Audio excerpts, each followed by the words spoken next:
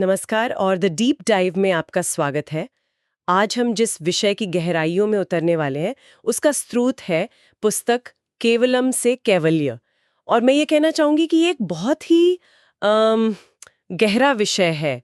तो हमारी सलाह है कि अगर आप इसका पूरा संदर्भ समझना चाहते हैं तो प्लेलिस्ट के दूसरे वीडियो भी जरूर देखें।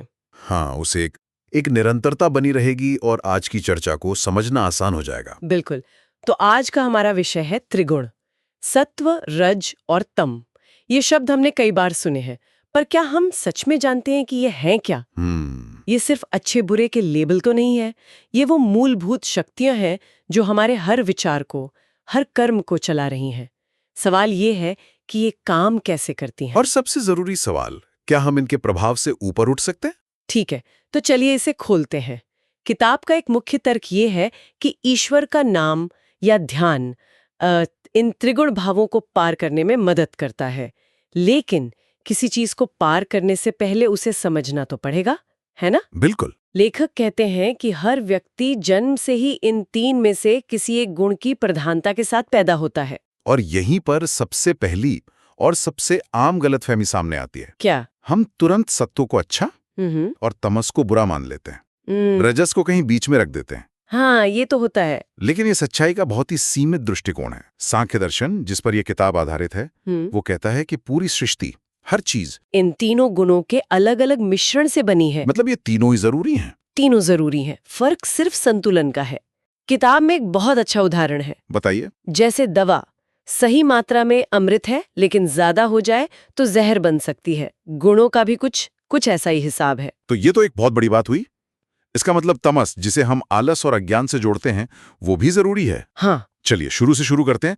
सांख्य दर्शन इन गुणों को कैसे परिभाषित करता है? ये सत्व, रज और तम आखिर हैं क्या? तो देखिए, सांख्य दर्शन के अनुसार ये पूरी सृष्टि प्रकृति से बनी है।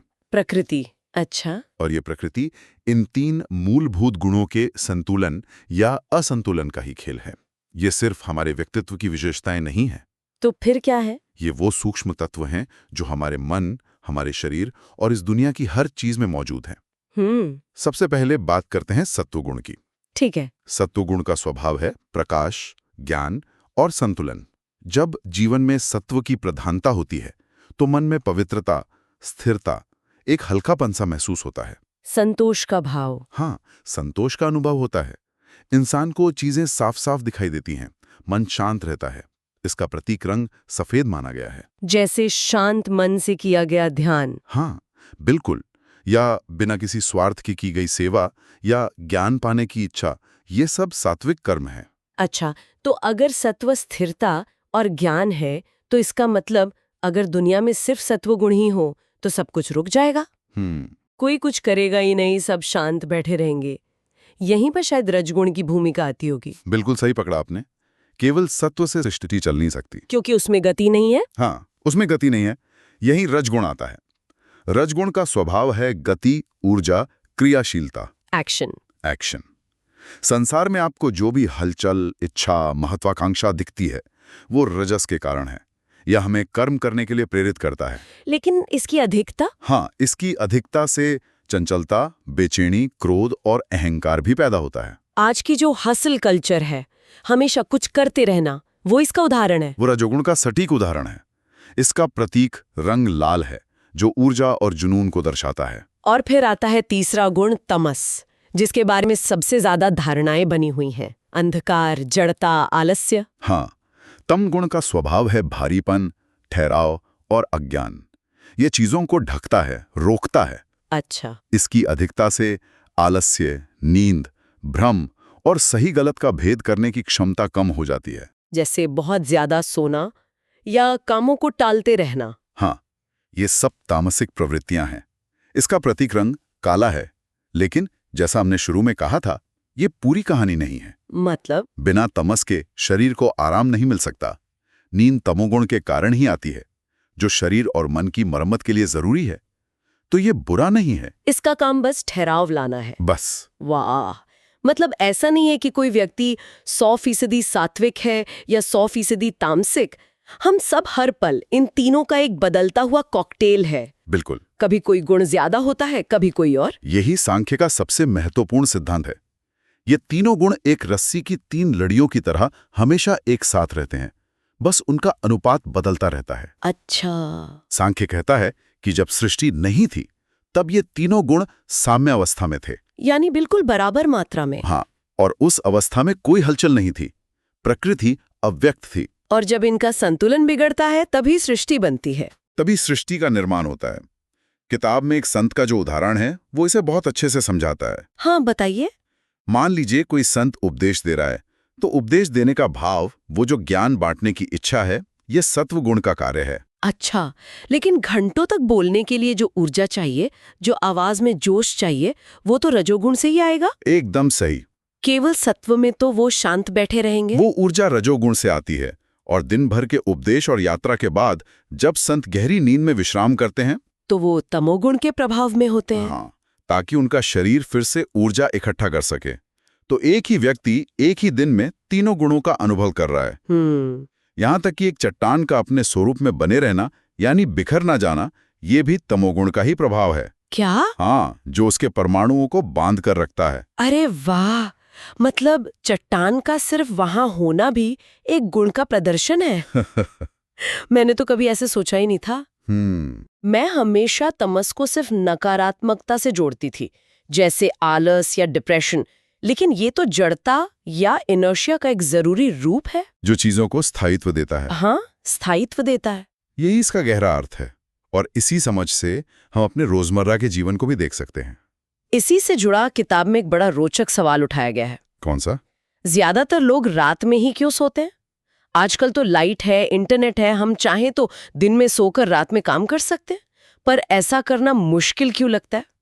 इसका सीधा संबंध तमोगुण के प्राकृतिक चक्र से है। अच्छा। रात्रि में जब सूर्य का प्रकाश नहीं होता तो अंधकार बढ़ता है।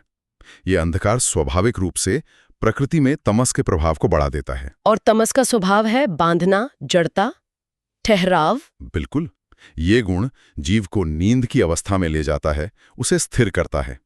वहीं दिन में सूर्य का प्रकाश सत्व और रजस को बढ़ाता है, जो हमें एक्टिव बनाता है, जो हमें क्रियाशील और जागरूक बनाता है। जब हम रात में काम करते हैं तो हम प्रकृति की इस धारा के खिलाफ तैरने की कोशिश कर रहे होते हैं। ये तो कमाल की बात है। मतलब हमारा शरीर प्रकृति के इस गुण चक्र से कितना जुड़ा हुआ है। पूरी तरह से। और किताब कहती है कि ये प्रभाव सिर्फ हमारे सोने जागने पर ही नहीं, बल्कि हमारी इंद्रियों पर भी पड़ता है। हम दुनिया में क्या देखना या सुनना पसंद करते हैं, ये भी इन गुणों पर निर्भर करता है। हाँ, और ये बहुत गहरा अवलोकन है। हमारी आंखें तो वही हैं, पर जब मन पर सत्व गुण का प्रभाव ज्यादा होता है तो वही आंखें ईश्वर का रूप या प्रकृति की सुंदरता देखना चाहती हैं, या किसी दुखी व्यक्ति को देखकर उसमें मदद का भाव खोजना चाहती हैं। उनमें करुणा और शांति का भाव होता है। और जब तमोगुण हावी होता है तो वही आंखें हिंसा या ऐसी चीजों की ओर आकर्षित होती हैं जो चेतना को और नीचे ले जाती हैं। ये तो YouTube के एल्गोरिथम जैसा है। कैसे? अगर मैं एक बार कोई तामसिक वीडियो देख लूं तो वो मुझे वैसी ही चीजें दिखाता रहता है और मैं उस चक्र में फंस जाती हूँ। तमस और तमस को आकर्षित करता है। बहुत ही सटीक उदाहरण है। यही गुणों का चक्र है। अच्छा। इसीलिए हमारे शास्त्र इस बात पर इतना जोर देते हैं कि आप अपनी इंद्रियों को क्या भोजन दे रहे हैं, चाहे वो आंखों से हो, कानों से या मुंह से। हर तरह से। सत्वगुण की प्रधानता में व्यक्ति ईश्वर की चर्चा करेगा, मधुर वचन बोलेगा, उसे सात्विक भोजन यानी ताजा और हल्का भोजन अच्छा लगेगा। और तमोगुण में? तमोगुण के प्रभाव में व्यक्ति चुगली, निंदा और तामसिक भोजन यानी बासी, भारी या नशे वाले पदार्थों की ओर आकर्षित होगा। अनियमित जीवन शैली, व्यायाम न करना, ये सब शरीर में तमस को बढ़ाते हैं, जिससे बुद्धि जड़ होती है और सोचने समझने की शक्ति घटती है। मैं तमस को अब एक ज्यादा संतुलित नजरिए से देख पा रही हूँ, लेकिन फिर भी समाज में इसे नकारात्मक ही माना जाता है। हाँ, ये सच है। लेकिन किताब में शिवलिंग का उदाहरण देकर इसे एक ऐसा दृष्टिकोण दिया गया है जिसने मेरे सोचने का तरीका ही बदल दिया। ये तमस को एक तरह से सबसे फाउंडेशनल, सबसे जरूरी बताता है। बताइए इसके बारे में। आमतौर पर हम शिव को चेतना का प्रतीक मानते हैं, लेकिन शिवलिंग का स्वरूप क्या है? एक पत्थर, जड़। ये दर्शाता है कि ईश्वर की ऊर्जा जड़ यानी मैटर में भी उतनी ही मजबूती से स्थित है जितनी चेतन में। ओह अच्छा। ये तमस यानी इनर्शिया ही वो आधार है, वो मंच है जिस पर सत्व और रजस का नृत्य होता है।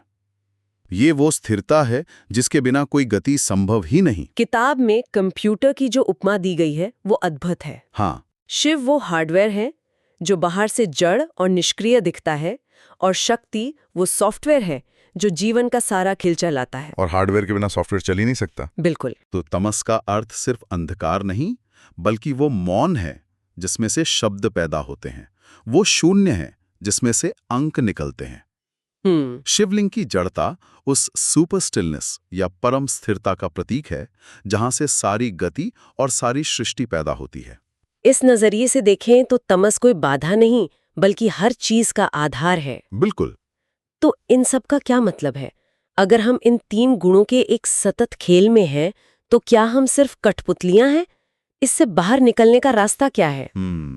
किताब में गुणातीत होने की बात कही गई है। जीवन का आध्यात्मिक लक्ष्य ही गुणातीत हो जाना है, यानी इन गुणों के प्रभाव से परे चले जाना। पर यह होता कैसे? ये एक स्विच की तरह नहीं होता, ये क्रमिक यात्रा है। रास्ता है पहले तमस से रजस की ओर जाना, आलस्य को छोड़कर कर्म की ओर बढ़ना। हाँ, आलस्य और अज्ञान को छोड़कर कर्म और ऊर्जा की ओर बढ़ना। मतलब सोफे पर पड़े रहने से तो अच्छा है कि बाहर जाकर कुछ किया जाए, भले ही वो स्वार्थ के लिए ही क्यों ना हो। हाँ, पहले स्तर पर यही है, फिर रजस से सत्व की ओर बढ़ना, स्वार्थपूर्ण कर्मों से हटकर निस्वार्थ कर्मों की ओर। हाँ, बेचैन करने वाले कर्मों से हटकर शांत, निस्वार्थ और ज्ञानपूर्ण कर्मों की ओर जाना, और अंत में सत को भी पार कर जाना। सत को भी पार कर जाना, क्योंकि सत्व भी एक बंधन है, भले ही वो सोने की जंजीर हो। ज्ञान का अहंकार या अच्छा होने का अहंकार भी अहंकार ही है।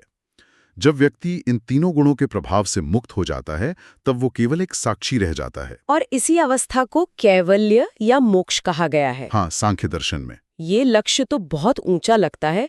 इसे रोजमर्रा की जिंदगी में उतारने के लिए क्या कोई तरीका है? किताब में एक सूत्र का जिक्र है। हाँ, वो सूत्र एक तरह से अपनी चेतना को इन गुणों से अलग करने का एक मानसिक अभ्यास है। अच्छा। ये एक संकल्प है जिसे साधक रोज सुबह कर सकता है। सूत्र है, मैं गुणों का पुतला नहीं हूं, मैं वो चैतन्य हूं जो इन गुणों को देख रहा हूं। आज मैं अपने रजस को सेवा में और तमस को केवल विश्राम में लगाऊंगा, ताकि मेरा सत्व ज्यादा प्रकाशित हो सके। ये तो बहुत शक्तिशाली है। ये सिर्फ एक वाक्य नहीं है, ये तो अपनी पहचान को बदलने जैसा है। बिल्कुल। ये कहने जैसा है कि मुझ में आलस है, लेकिन मैं आलस नहीं हूं, या मुझ में गुस्सा है पर मैं गुस्सा नहीं हूं। हाँ, मैं वो हूं जो इस गुस्से को देख रही है। आपने बिल्कुल सही सार पकड़ा। ये दृष्टा भाव या साक्षी भाव विकसित करने की कुंजी है।